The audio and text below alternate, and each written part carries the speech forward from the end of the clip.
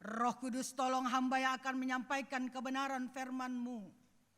Tolong umat-Mu yang mendengarkan kebenaran firman-Mu. Berikan kuasa bagi kami, buka hati kami, buka pengertian kami. Agar kami boleh menerima firman-Mu dengan kuasa-Mu. Dan segala roh-roh jahat, kuasa kegelapan dalam bentuk dan rupa apapun, kami tolak dan patahkan kuasanya dalam nama Tuhan Yesus Kristus. Kami hanya izinkan Roh Kudus yang ada dalam ruangan ini. Dalam nama Yesus kami berdoa dan mengucap syukur. Haleluya, amin. Silakan duduk jemaat yang kekasih dalam Tuhan Yesus Kristus. Kita akan buka firman Tuhan yang terambil dari Matius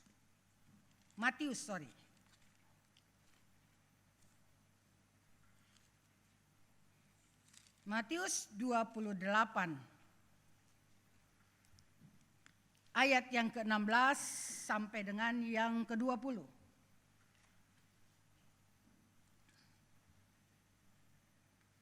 Kita akan baca bersama-sama ayat ini.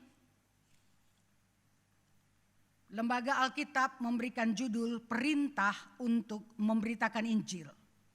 2, 3. Dan ke-11 murid itu berangkat ke Galilea di bukit yang telah ditunjukkan Yesus kepada mereka. Ketika melihat Dia, mereka menyembahnya, tetapi beberapa orang ragu-ragu. Yesus mendekati mereka dan berkata, "Kepadaku telah diberikan segala kuasa di sorga dan di bumi.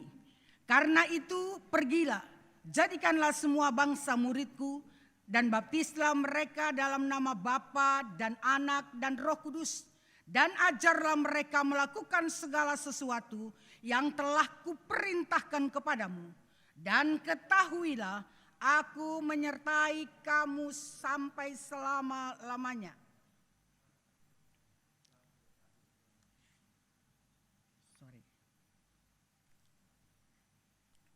Jemaat yang kekasih dalam Tuhan Yesus Kristus. Pemberitaan firman Tuhan tadi diberikan judul oleh Lembaga Alkitab adalah Perintah untuk Memberitakan Injil. Dan tema kita hari ini adalah pekabaran Injil di era digital. Minggu pertama, minggu kedua, minggu ketiga, dan ini minggu keempat. Kita sudah mendengarkan kebenaran firman Tuhan. Bagaimana kehidupan masyarakat akhir-akhir ini. Neil Postman, seorang penulis Amerika, dia seorang pendidik, ahli teori media, kritikus budaya. Neil mengatakan bahwa kehidupan masyarakat selalu lebih dibentuk oleh sifat media. Media masa akan membuat manusia tidak sadar bahwa media itu sendiri sesungguhnya adalah pesannya yang mempengaruhi, mengendalikan kehidupan modern manusia akhir-akhir ini. Jemaat yang kekasih dalam Tuhan Yesus Kristus, sikap hati dan kritis seperti Neil Postman ini perlu ada pada saya dan saudara. Jangan hanya terima saja, semua kita terima. Jangan, kita harus perlu memilah-milih mana yang baik, mana yang tidak baik untuk kita. Ketika dunia sekarang ini berhadapan dengan munculnya fenomena metaverse, sekali lagi saya katakan teknologi bukanlah problem. Teknologi bukanlah masalah, tetapi cara seseorang mempergunakan teknologi itu sendiri. 1 Tesalonika 5 ayat yang ke-21 firman Tuhan berkata, "Ujilah segala sesuatu." Jadi segala sesuatu itu harus kita uji. Apakah gadget kita membawa kita dekat kepada Tuhan, atau gadget kita menjauhkan kita dari Tuhan? Itu harus kita memilih. Dan pilihan itu bukan ada pada Tuhan, tetapi ada pada saudara dan saya. Betul? berangkat dari rumah saya terbiasa untuk mematikan handphone saya. Masih di jalan biasanya saya sudah matikan. Nanti sampai rumah jam 6 atau jam 7 baru saya nyalakan itu. Kalau anak-anak tidak bilang, "Mami coba lihat dong, itu ada pesan untuk Mami." Saya tidak akan membuka handphone saya. Karena buat saya itu tidak terlalu penting buat saya. Penting, tapi itu tidak terlalu penting bagi saya. Ujilah segala sesuatu, kata firman Tuhan, dan peganglah yang baik. Amin. Uji segala sesuatu dan peganglah yang baik. Ketika kita punya pacar, kita juga harus uji dia. Apakah benar-benar dia ini akan percaya kepada Yesus atau tidak? Kita uji dia. Ketika kita punya sahabat, kita punya teman, apa benar-benar dia teman kita? Kita juga harus uji dia. Ketika kita janji sama dia, apakah benar-benar dia tepati janji itu? Ujilah segala sesuatu dan peganglah yang baik. Saudara dan saya diminta untuk memegang segala sesuatu yang baik. Tidak ada yang baik dalam dunia ini selain firman Tuhan. Pegang firman Tuhan, dan firman Tuhan itu sendiri akan mengendalikan kehidupan kita hari lepas hari. Apapun yang terjadi dalam kehidupan kita, kita kurang, kita lebih, kita sakit, kita sehat, semuanya. Segala sesuatu saudara dan saya harus pegang itu dengan baik. Dan 1 Petrus 2 ayat yang pertama. Karena itu, buanglah segala kejahatan, segala tipu muslihat, dan segala macam kemunafikan, kedengkian, dan fitnah.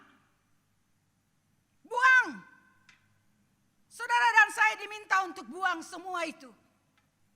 Karena ini tidak mendekatkan kita kepada Tuhan. Ketika itu ada dalam hidup kita kedengkian, kemarahan, tidak mau mengampuni, sulit untuk mengampuni, kita harus uji. Apakah benar kita hidup demikian? Kalau tidak benar, buang semua itu. Itu sampah. Sampah akan membuat penyakit buat tubuh kita. Kita harus membuang semua itu. Jemaat yang kekasih dalam Tuhan Yesus Kristus. Oleh sebab itu 1 Petrus 1 ayat 23. Mengapa kita harus buang semua yang tadi saya sudah bacakan. Kedengkian, fitnah, iri hati, kejahatan, buang semua itu. Karena 1 Petrus 1 ayat 23 berkata, karena kamu telah dilahirkan kembali oleh firman Allah yang hidup dan yang kekal. Kamu telah dilahirkan kembali. Mungkin kita berkata, saya dari kecil saya tidak mencuri. Saya dari kecil saya sudah baik-baik hidup saya. Saya dari kecil tidak pernah mencuri. Lalu kita berkata bahwa kita adalah anak Tuhan. Firman Tuhan berkata, jika kamu tidak dilahirkan kembali oleh Roh Allah yang besar itu. Itu perkataan Yesus sendiri kepada Nikodemus. Kamu tidak akan melihat kerajaan Allah. Tidak akan masuk ke dalam kerajaan Allah. Kamu dilahirkan kembali oleh firman Allah yang hidup. Firman Allah yang hidup itu yaitu Kristus itu sendiri. Kristus itu kekal. Dia Tuhan. Dia satu-satunya juru selamat di dalam kehidupan kita. Yang harus kita junjung tinggi. Kalau ada orang yang berkata aku sudah dilahirkan kembali. Tetapi dia masih mencuri. Dia masih suka menceritakan orang lain. Dia suka memfitnah. Apakah benar dia sudah dilahirkan kembali? Karena orang yang sudah dilahirkan kembali pasti meneladani Kristus. Kita bisa jatuh di dalam dosa? Bisa. Tetapi ketika kita sudah dilahirkan kembali oleh Kristus, kita memperoleh kehidupan yang kekal bersama dengan Dia. Ketika kita jatuh di dalam dosa, kita sadar bahwa kita berbuat dosa dan kita berdoa kepada Tuhan, Yesus ampuni saya. Basuh saya dengan darah-Mu ya Kristus. Dan Dia akan mengampuni kita. Tetapi jangan bikin lagi dong. Kalau jatuh tidak sengaja, kembali berdoa. Selama kita hidup, saudara yang kekasih, semua itu harus terus kita alami dalam kehidupan kita. Jatuh dalam dosa, kembali berdiri oleh karena Kristus yang sudah mati bagi kita, yang sudah bangkit dan memberikan kemenangan untuk setiap kita. Orang Kristen mula-mula telah mengubah dunia ini. Mengapa saudara? Mereka bisa mengubah dunia ini. Karena mereka sadar bahwa berita tentang Yesus Kristus itu bersifat mendesak. Kalau kita tahu besok Yesus akan datang. Dan berakhirlah dunia ini. Pasti hari ini kita akan berbuat yang lebih baik, bukan? Pasti hari ini kita tidak mau saudara kita, dia tidak selamat. Pasti kita memberitakan Injil keselamatan itu bagi mereka. Karena kita tahu bahwa besok Yesus akan datang. Tetapi waktu Yesus akan datang tidak ada yang tahu. Firman Tuhan berkata, anak pun tidak, malaikat-malaikat pun tidak. Apalagi hamba Tuhan. Oh, nanti bulan November, tahun sekian Yesus akan datang. Mari kita berkumpul di satu rumah. Kita jual semua harta kita. Karena November tanggal sekian Yesus akan datang. Kalau umat Tuhan tidak berpendidikan, kalau umat Tuhan tidak pernah membaca firman Tuhan, maka mereka akan tersesat. Tetapi kalau umat Tuhan selalu membaca kebenaran firman Tuhan, maka mereka akan berkaca akan firman Tuhan. Dan mereka tidak mungkin tersesat. Karena Kristus dan Roh Kudus itu sendiri yang ada di dalam hidup mereka, memimpin mereka, mengarahkan mereka untuk hidup di jalan Tuhan. Rasul Paulus berkata, karena jika aku memberitakan Injil, katanya ya, aku tidak mempunyai alasan untuk memegahkan diri. Amin, saudara yang kekasih. Kalau aku memberitakan Injil, aku tidak punya alasan untuk memegahkan diri. Saya hamba Tuhan. Saya bisa berdoa buat kamu dan kamu akan sembuh. Lalu kita banggakan diri kita. Seakan-akan kita orang hebat. Wah, kita lebih terkenal dari Yesus. Lalu orang banyak datang kepada kita. Lalu kita mulai meninggikan diri kita. Awas-awas karena sebentar lagi akan jatuh. Hanya Kristus yang ditinggikan oleh saya dan saudara. Karena jika aku memberitakan Injil, aku tidak mempunyai alasan untuk memegahkan diri. Sebab itu adalah keharusan bagiku. Amin, saudara yang kekasih. Itu suatu keharusan. Keharusan bagi saudara yang sudah menjadi anak-anak Allah. Lain halnya saudara tidak disebut sebagai anak-anak Allah. Tetapi kalau anak-anak Allah sudah dilahirkan kembali oleh Roh itu sendiri, Roh yang besar yaitu Roh Kristus, maka kita pasti memberitakan Injil.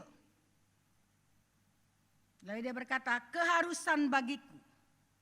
Celakalah aku jika aku tidak memberitakan Injil. 1 Korintus 9 ayat 16. Dia berkata apa? Rasul besar ini berkata apa? Celakalah aku jika aku tidak memberitakan Injil. Jadi jangan berdiam saudara. Jangan cuma datang beribadah, memuji, menyembah Tuhan hari ini. Besok pulang, besok lagi begitu tanpa berbuat apa-apa. Tuhan masih memberikan kita kesempatan hidup. Memberikan kita nafas hidup. Patutlah kita bersyukur. Kemarin ada seorang ibu. Dia kanker payudara. Masuk di rumah sakit Darmais. Pulang di rumah sakit. Doakan saya. Satu-satu doakan. Sudah ibu gak usah bicara. Mari kita berdoa. Setelah itu dia pulang karena dia pakai BPJS. Sampai di rumah ngos-ngosan karena harus ada apa? Oksigen. Jadi saudara yang kekasih dalam Tuhan Yesus Kristus. Ketika kita melangkah ke rumah Tuhan. Apakah kita sadar bahwa kita ini mahal. Ditebus oleh darah yang mahal. Dan jangan sia-siakan darah yang mahal itu. Jangan sia-siakan. Saudara harus memberitakan Injil. Lalu saudara mengelak, saya tidak bisa Bu Dece. Nggak bisa ngomongnya. Kalau ngomongin orang lain bisa, tapi ngomong tentang firman Tuhan nggak bisa. Jadi selama ini ketika kita ada di rumah Tuhan, kita mendengar firman Tuhan, apa yang masuk di dalam pikiran kita. Sehingga itu semua tidak bisa keluar. Kalau itu semua tidak bisa keluar dari mulut kita, artinya apa? Saudara belum dilahirkan kembali. Karena orang-orang yang dilahirkan kembali, mereka pasti menceritakan siapa yang melahirkan mereka. Kristus. Memberitakan Injil keselamatan itu, saudara, di luar sana masih banyak orang. Masih banyak orang yang belum selamat. Mungkin termasuk keluarga kita. Mungkin termasuk anak-anak kita, suami kita, istri kita. Mungkin termasuk di dalamnya. Jangan tutup mulut ini tapi beritakan Injil keselamatan itu bagi mereka. Karena Paulus berkata, celakalah aku jika aku tidak memberitakan Injil. Jemaat yang kekasih dalam Tuhan Yesus Kristus. Untuk memberitakan Injil. Saudara perlu kuasa. Amin. Saudara perlu kuasa. Kalau nggak punya kuasa nggak bisa. Tapi orang-orang yang sudah menerima Yesus sebagai Tuhan dan Juru Selamat, mereka pasti punya kuasa. Amin. Saudara pasti punya kuasa. Tapi kuasa itu harus kita gunakan. Ada sahabat kita, ada pacar kita, ada teman kita. Mari beritakan Injil bagi mereka. Kalau saudara sudah beritakan Injil, Yesus itu Tuhan dan Juru Selamat. Yesus melakukan perbuatan-perbuatan yang manusia tidak bisa lakukan sebab dia Tuhan. Percayalah kepadanya. Tidak sulit saudara yang kekasih, tidak sulit. Saya katakan tidak sulit karena ketika saya menerima Yesus sebagai Tuhan dan Juru Selamat tahun 1982. Ketika pendeta Yusuf Roni menyampaikan kebenaran firman Tuhan, itu masih ada di daerah Tanah Abang, Gereja Pamesak. Saya maju ke depan. Saya katakan kepada Tuhan, saya orang berdosa. Terimalah saya. Ampunilah saya. Bebaskan saya dari segala kutuk yang mengikat saya. Dari nenek saya, dari keturunan saya. Terus ke atas. Saya tidak tahu Tuhan. Tapi Engkau tahu. Dan sampai hari ini. Dia selalu menyertai saya. Dalam kelemahan saya, dalam kekuatan saya. Dia tidak berubah. Itu janjinya buat setiap kita. Matius 28 ayat 19 kita baca bersama-sama firman Tuhan ini. K23. Karena itu pergilah, jadikanlah semua bangsa muridku, kata Yesus. Dan baptislah mereka dalam nama Bapa dan Anak dan Roh Kudus. Dan ajarlah, katanya. Ajar, diajar firman Tuhan. Seperti hari ini ketika kita mendengarkan firman Tuhan, kita sedang diajar. Oleh sebab itu Bapak Ibu dan Saudara yang kekasih dalam Tuhan Yesus Kristus. Ketika kita tidak punya pendidikan teologi. Waktu firman Tuhan disampaikan. Saudara bisa bawa buku. Saudara bisa catat. Karena saudara tidak masuk ke sekolah teologi. Supaya apa? Supaya ketika saudara menginjil saudara tahu. Tidak terlalu sulit. Kalau Yesus berkata tidak sulit, jangan saudara sulit-sulitkan. Karena Yesus berkata, kepadaku telah diberikan kuasa di sorga dan di bumi. Dan kuasa itu pasti diberikan buat saya dan saudara. Kuasa itu ada. Tapi apakah kita mau menggunakan kuasa itu? Itu saja. Apakah kita mau menggunakan kuasa itu atau tidak?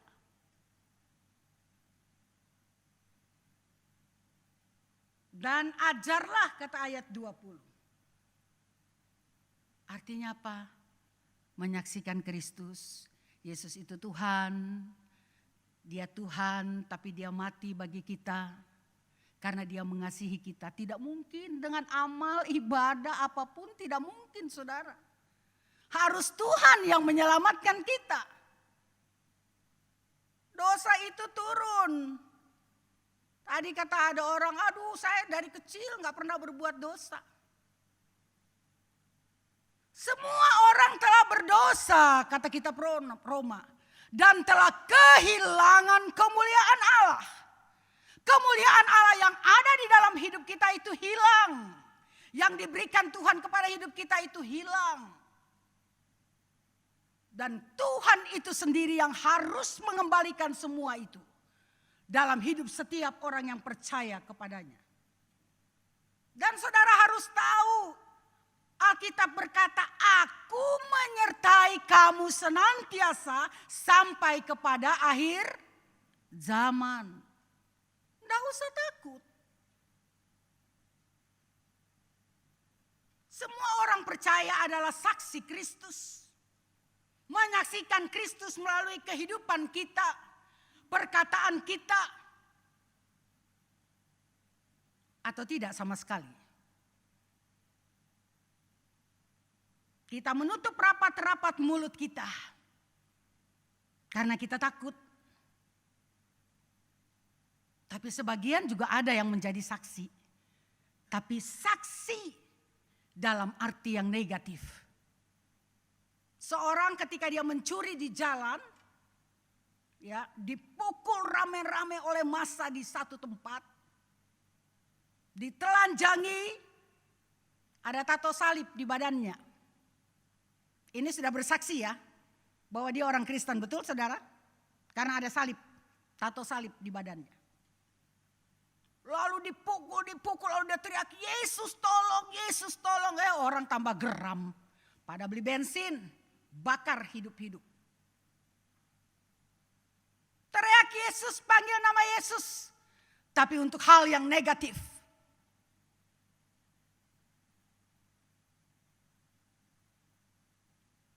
Dan sementara yang lain lebih aman tutup mulut.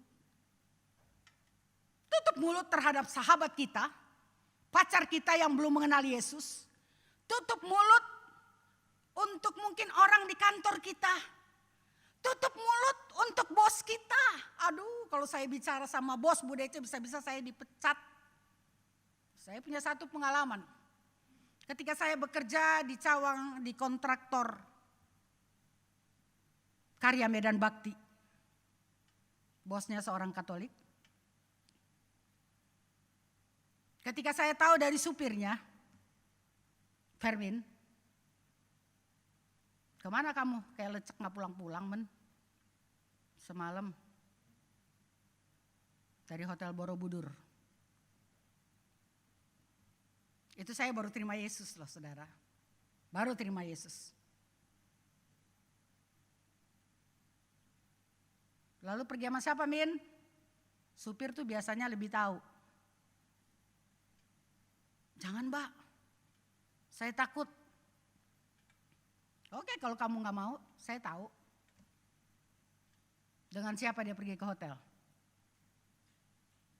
Lalu belum datang biasa bos, jam 11, jam 12 baru datang.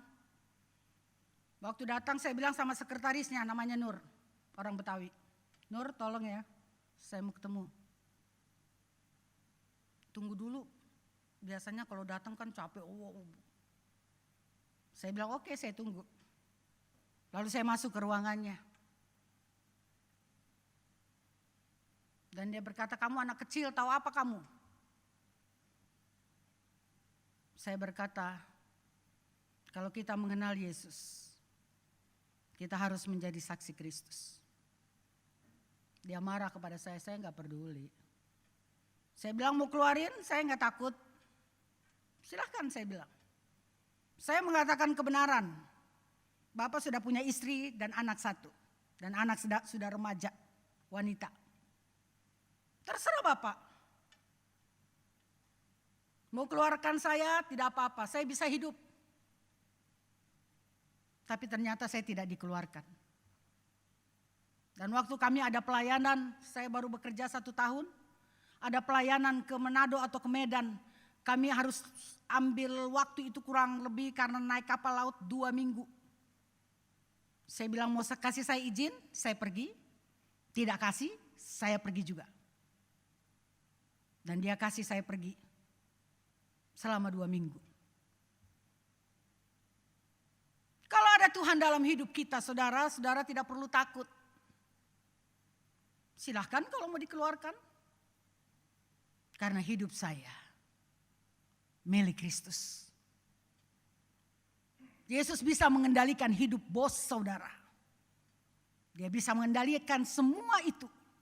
Asalkan kita sungguh-sungguh bersaksi untuk kemuliaan nama Kristus. Setiap kita perlu meneladani Yesus. Agar orang lain mengenal kita adalah pengikut Kristus. Di kantor kita, dimanapun kita berada, orang lain tahu dia orang Kristen. Dia orang Kristen. Tapi ada orang lain juga tahu dia orang Kristen. Tapi yang tadi bersaksi tentang hal-hal yang negatif. Jemaat yang kekasih dalam Tuhan Yesus Kristus. Saat Petrus dan Yohanes di hadapan mahkamah agama. Petrus dan Yohanes, murid Yesus, orang biasa. Orang yang tidak punya pendidikan yang tinggi karena menjadi nelayan pada waktu itu. Ketika mereka belum dipenuhi oleh Roh Kudus, ketika Yesus ditangkap, Petrus apa? Bersembunyi, lari. Bahkan mengatakan, aku tidak kenal dengan Yesus. Mengapa dia bisa mengatakan demikian? Karena Roh Kudus belum ada di dalam hidupnya. Tapi kita lihat, kita buka firman Tuhan. Terambil dari Kisah Para Rasul, ayat pasal yang keempat. Ayat yang pertama sampai dengan yang ke-22, tapi ini panjang, nanti kalau saudara punya waktu saudara bisa baca di rumah. Ketika mereka memberitakan firman Tuhan, imam-imam dan kepala pengawal bait Allah serta orang-orang Saduki. Orang Saduki ini orang yang tidak percaya tentang kebangkitan orang mati. Orang-orang itu sangat marah karena mereka mengajar orang banyak dan memberitakan bahwa dalam Yesus ada kebangkitan dari antara orang mati. Itu yang membuat mereka marah. Ayat yang ketiga. Mereka ditangkap dan diserahkan ke dalam tahanan sampai keesokan harinya. Karena hari telah malam. Ditangkap, dipenjarakan. Memberitakan Injil bukan enak-enak, bukan senang-senang. Tetapi ada harga yang harus kita bayar. Dan firman Tuhan berkata, tetapi di antara orang yang mendengar ajaran itu, banyak yang menjadi percaya sehingga jumlah mereka menjadi kira-kira 5.000 orang laki-laki. Belum perempuannya, belum anak-anaknya, belum dihitung. Laki-laki dewasa 5.000 orang. Kalau kita punya Roh Kudus, kita melihat Petrus dan Yohanes bukanlah orang-orang yang terpelajar. Tetapi Roh Kudus yang ada dalam hidup mereka. Kehidupan mereka yang bersama-sama dengan Yesus. Ketika Yesus belum mati. Mereka melihat bagaimana Yesus mencelikan mata orang buta. Bagaimana Yesus membangkitkan orang mati. bagaimana cara Yesus mengajar, dan mereka tahu itu. Tapi oleh karena belum menerima Roh Kudus, mereka tidak berani bersaksi. Tapi ketika mereka sudah menerima Roh Kudus itu sendiri, mereka pergi bersaksi, menyaksikan Kristus yang besar. Ayat 13 berkata, ketika sidang itu melihat keberanian Petrus dan Yohanes dan mengetahui bahwa keduanya orang biasa. Orang biasa, lanjutkan. Yang tidak terpelajar. Jadi jangan berdalih bahwa saya tidak bisa menyampaikan Injil. Jangan berdalih.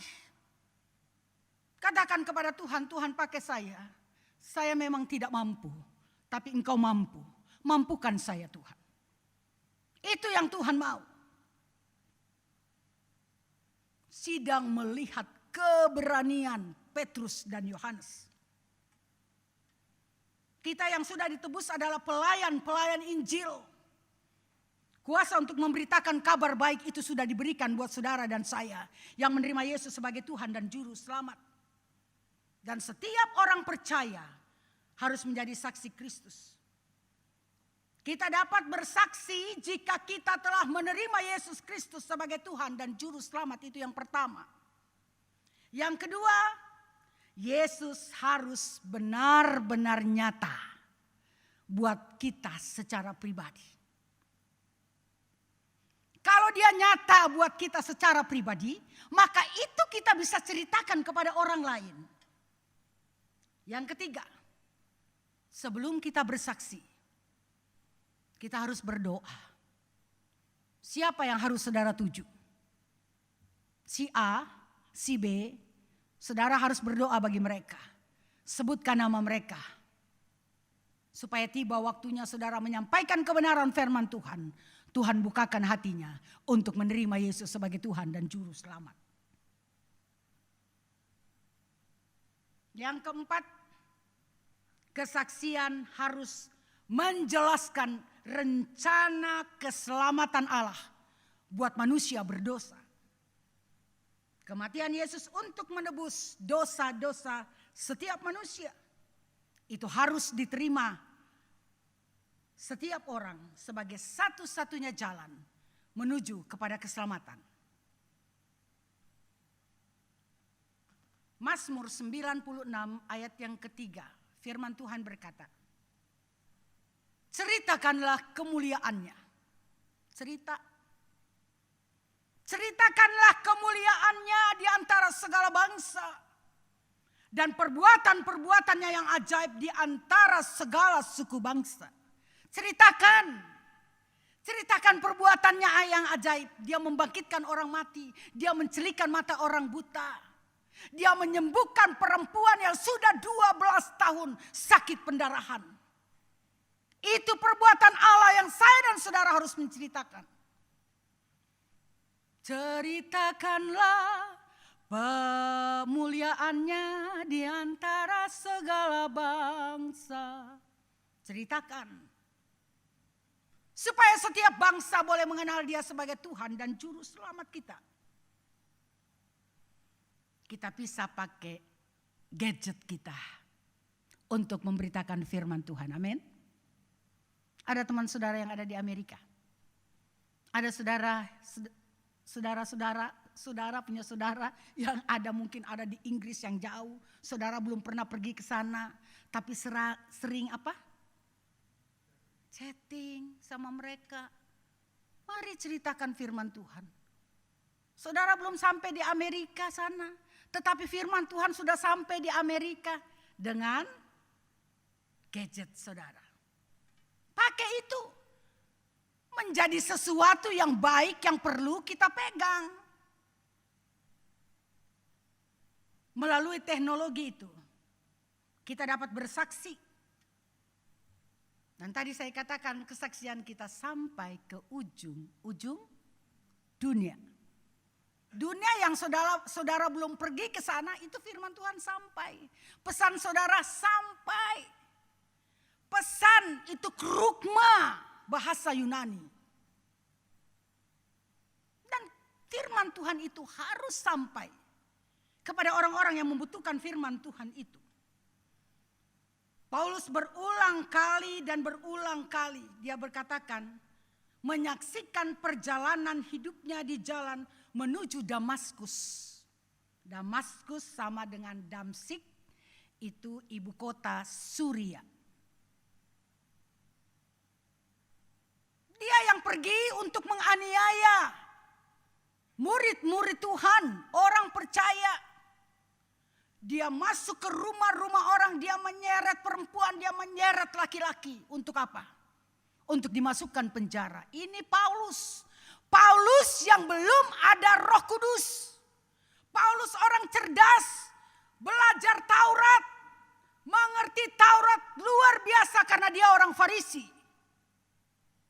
Tapi karena belum ada Roh Kudus, dia mencari orang-orang yang percaya kepada Yesus untuk dibunuh. Termasuk Stefanus. Stefanus dirajam, dilempar sampai mati. Dia ada di situ. Dia menyetujui itu. Itu karena dia belum memiliki Roh Kudus. Dia seorang pintar di dalam ahli Taurat. Orang Farisi. Tetapi tidak ada Roh Yesus di dalam hidupnya. Sehingga dia menjadi jahat. Tetapi orang yang pintar ini dan orang yang jahat ini dijamah oleh Yesus. Ketika dijamah oleh Yesus, dia justru yang dicari untuk dibunuh. Lalu kita berkata memang gak enak ya memberitakan Injil. Karena kita gak nyaman. Saudara hidup di dunia ini 70 tahun, 80 tahun. Dan semua itu penderitaan, kesukaran, kesedihan. Bagaimana keadaan hidup kita hari-hari ini? Apakah kita benar sungguh-sungguh sudah menerima Dia sebagai Tuhan dan Juru Selamat? Atau belum? Saudara yang tahu secara pribadi. Tapi seperti yang tadi firman Tuhan katakan, ketika kita sudah memiliki Roh Kristus itu, kita harus memberitakan Dia, amin. Kita harus memberitakan Dia. Karena semua orang yang dipenuhi Roh Kudus, Petrus, Yohanes, Paulus, Stefanus, Filipus dan lain-lain. Mereka setelah dipenuhi Roh Kudus, mereka menceritakan firman Tuhan dengan berani. Nggak ada takutnya tuh, mau masuk penjara, mau dibunuh nggak ada takutnya. Karena ada Roh Kudus dalam kehidupan kita, menuntun kita senantiasa. Jemaat Tuhan, pakai perangkat elektronik, pakai perangkat gadget kita untuk pergi memberitakan firman Tuhan. Karena hari-hari ini adalah jahat. Hari-hari ini adalah jahat. Sebab itu beritakan kebenaran Allah. Beritakan dan tidak usah takut. Karena kalau saudara tidak diizinkan untuk mati, biar sudah dipotong-potong itu kayak anak yang ada di dulos, dia tetap hidup. Kalau Tuhan masih mau saudara hidup, artinya masih ada kesempatan bagi kita, amin. Masih ada kesempatan pulang dari sini, harus gunakan kesempatan itu. Karena kesempatan itu tidak ada dua kali. Karena ketika kita pulang, kita tidak tahu umur kita sampai di mana. Tetapi percaya bahwa Allah bersama dengan kita. Dia menuntun kita. Dia memberikan kekuatan kepada kita. Dia memberikan hikmat bagi kita. Dan Dia memberikan firman-Nya dalam hidup kita. Amin. Kita berdoa. Bapa di sorga, kembali kami datang kepadamu Tuhan. Mengucap syukur dan berterima kasih untuk kebenaran firman Tuhan yang sudah kami dengar. Sebagai manusia hamba menyampaikannya penuh dengan segala keterbatasan. Tetapi Roh Kudus tidak terbatas oleh apapun juga. Oleh sebab itu Bapa, tolonglah kami. Agar firman Tuhan yang baru saja kami dengar, itu termeterai dalam hati kami, sehingga itu terus berkobar dalam hati kami, dan kami harus menceritakan Yesus. Itu Tuhan dan Juru Selamat. Memberitakan Injil Tuhan. Memberitakan keselamatan, kebaikan Tuhan, kuasa Tuhan bagi orang-orang yang sama sekali belum mengenal Engkau sebagai Tuhan dan Juru Selamat. Bapa, pakai kami. Tolong kami dan berikan kemampuan bagi kami yang tidak mampu. Berikan kuasa bagi kami Tuhan, supaya kami dapat pergi dan memberitakan kabar sukacita dan damai sejahtera ini bagi banyak orang yang masih ada di luar sana. Pada saat ini juga kami teringat akan saudara-saudara kami Tuhan, yang ada di bangsa ini, orang percaya yang ada di bangsa ini yang teraniaya, hamba-hamba Tuhan yang teraniaya oleh karena firman Tuhan. Kuatkan mereka, kuatkan iman mereka Tuhan. Angkat hati mereka untuk terus percaya kepadamu, bahwa apa yang mereka lakukan tidak sia-sia. Kami berdoa buat tiap-tiap gerejamu Tuhan, agar kami dimampukan untuk memberitakan kabar Injil itu sendiri. Bapa, pada hari ini kami teringat akan saudara-saudara kami juga yang sedang sakit. Ibu Evita Ponto Tuhan, Engkau melihat keadaannya Tuhan hari ini ada di rumahnya. Terengah-engah oleh karena nafas. Bapa, kami mohon pertolongan dan kuasa-Mu Tuhan. Tolonglah anak-Mu ini. Jamahlah, ulurkan tangan-Mu yang penuh kuasa itu Tuhan. Dan kami berdoa di tempat ini untuk saudara kekasih Mike Pinem. Bapak, Engkau melihat keadaannya. Tuhan, Engkau tahu anak ini. Engkau tahu apa yang ada di dalam tubuhnya Tuhan. Oleh sebab itu di dalam nama Tuhan Yesus Kristus, ulurkan tangan-Mu yang penuh kasih itu baginya. Jamahlah dengan kuasa-Mu dan sembuhkanlah Tuhan. Di dalam nama Tuhan Yesus Kristus. Kami berdoa untuk orang-orang tua kami yang ada di rumah. Tuhan, kami tidak sebutkan nama mereka, Tuhan ingat akan mereka. Di dalam masa tua mereka Tuhan hiburkan mereka, kuatkan mereka Tuhan. Angkat hati mereka untuk terus percaya kepadamu. Yang sakit Tuhan jamah dan sembuhkan. Yang sudah Tuhan sembuhkan kami mengucap syukur dan berterima kasih Bapa. Bapa, dengarlah doa kami. Dan tolonglah saudara-saudara kami. Kami berdoa untuk bangsa dan negara kami Tuhan. Berkati bangsa dan negara kami. Presiden, wakil presiden, pemimpin-pemimpin dari bangsa kami ini Tuhan. Roh-Mu yang kudus Tuhan dapat menjamah mereka walaupun mereka belum mengenal Engkau sebagai Tuhan dan Juru Selamat. Melalui kami yang berdoa Tuhan, jamah hati mereka. Yang jahat Tuhan pulihkan, Tuhan sembuhkan. Yang sakit Tuhan, kami berdoa supaya bangsa kami boleh berdiri oleh karena Tuhan sendiri dan oleh karena kami yang berdoa, orang-orang percaya yang berdoa. Berkati bangsa dan negara kami, lindungi, jauhkan dari segala mara bahaya, niat-niat orang jahat, kuasa-kuasa kegelapan. Dan setiap kami yang sudah hadir hari ini Tuhan, kami berdoa. Ada banyak pergumulan yang tidak terucapkan oleh kami dalam doa-doa kami. Tapi Engkau tahu ada dalam hati kami. Dan Engkau ada dalam hati kami. Oleh sebab itu Bapa, tolonglah kami. Kasihanilah kami. Dan sembuhkanlah kami. Terima kasih Tuhan.